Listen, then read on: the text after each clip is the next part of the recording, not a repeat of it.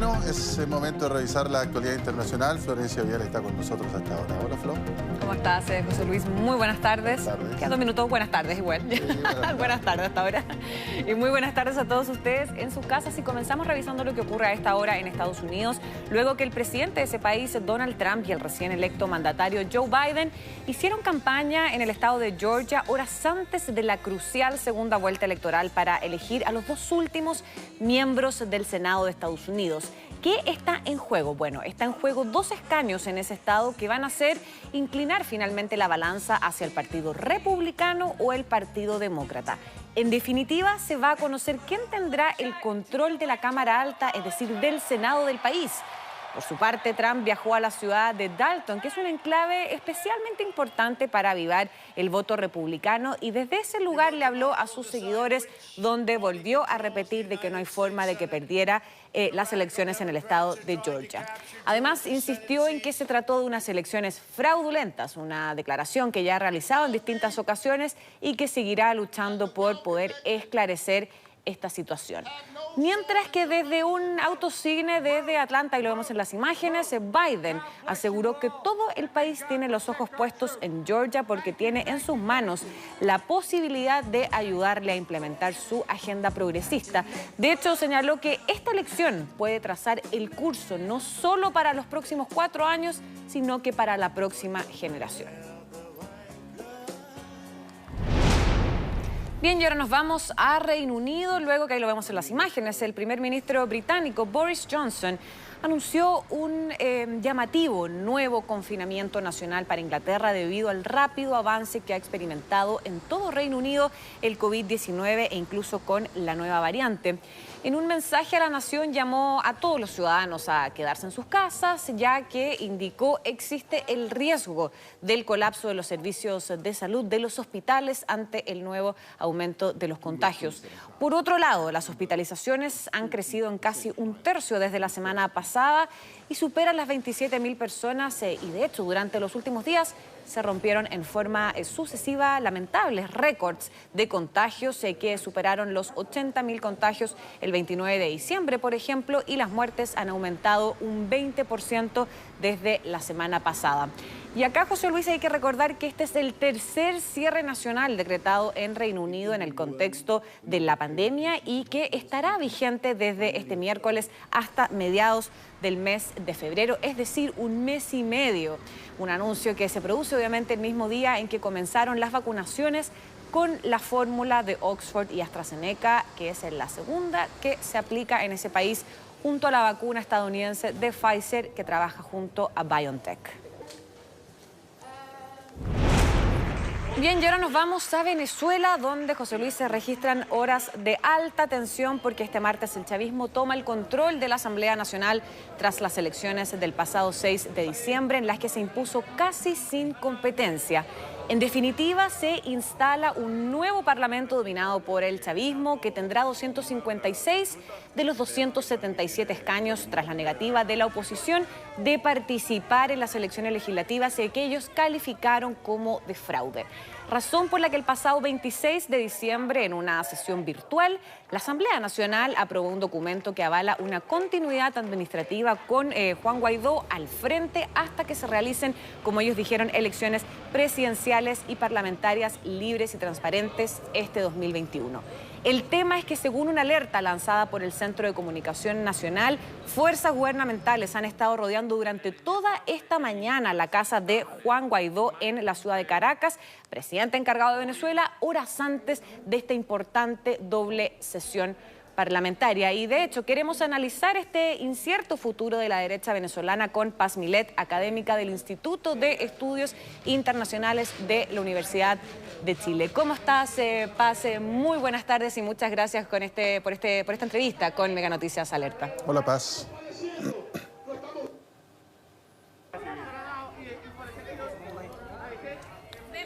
Tenemos un problema de comunicación ahí, pero lo vamos a solucionar.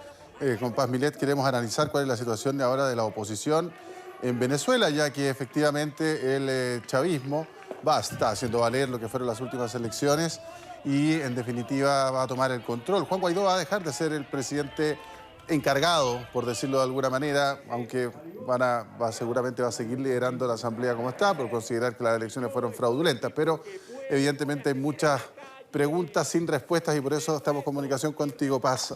¿Ahora sí? Sí, ¿ahora me escuchan? Sí, fuerte y claro. Buenas tardes, Paz.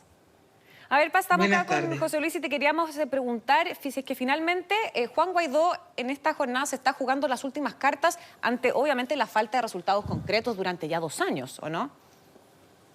Sí, yo creo que él está en un momento bastante difícil. Hoy es un día clave porque no solamente enfrenta un escenario muy difícil a nivel internacional con el cambio, ¿no es cierto?, de Trump a Biden. Biden ha manifestado que va a continuar con el apoyo a Guaidó, pero no se sabe si ciencia cierta hasta qué nivel llegue ese apoyo. Y a nivel interno está muy cuestionado. Ya Capriles, otro de los principales líderes de la oposición, ha dicho que ya pasó el ciclo de Guaidó, que él ha demostrado desde que asumió como presidente encargado que no ha tenido la capacidad de generar un cambio en Venezuela. Entonces, el escenario se complica muchísimo porque hoy se asume de manera efectiva la Asamblea Nacional con mayoría chavista. Guaidó pierde una de sus principales fortalezas, que es, ¿no es cierto?, hacer un contrapeso a la gestión de Maduro en el poder.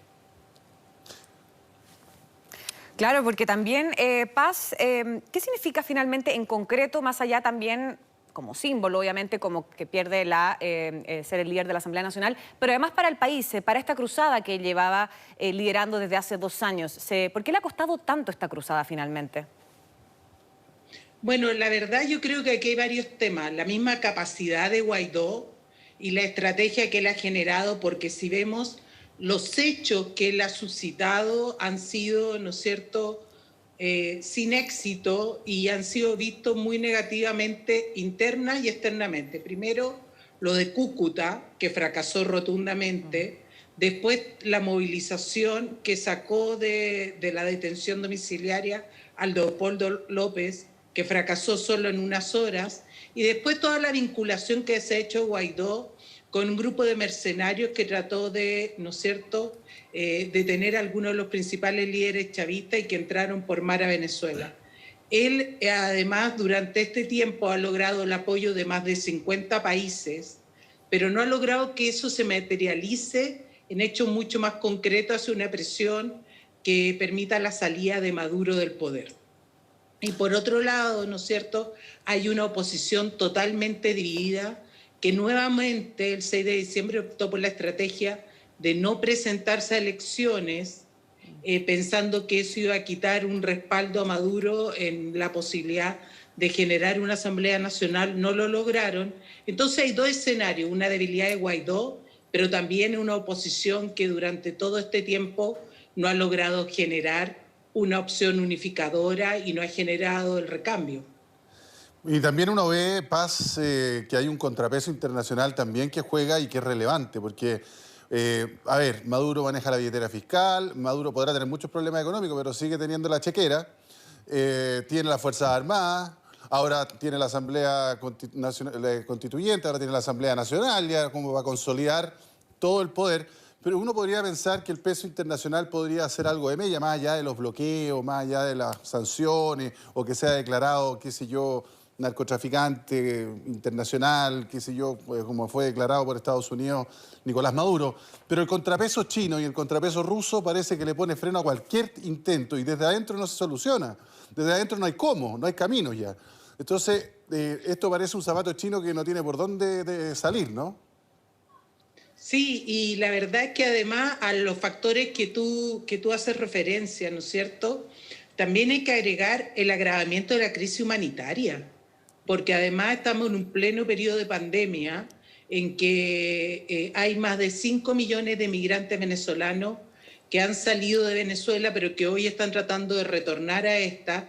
Ha caído fundamentalmente lo que es todo lo que son las remesas, que es la segunda fuente de ingreso para la población venezolana. Entonces tenemos un factor que es la concentración del poder claramente que la detenta Maduro, no solamente, por ejemplo, el control de las Fuerzas Armadas, sino también el control de las milicias.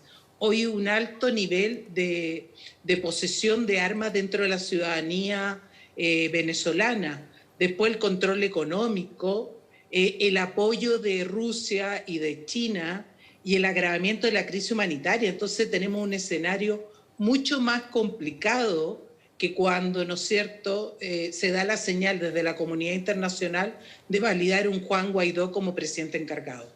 Paz, ¿estamos frente a lo que podríamos ver una Cuba de hace 40 años?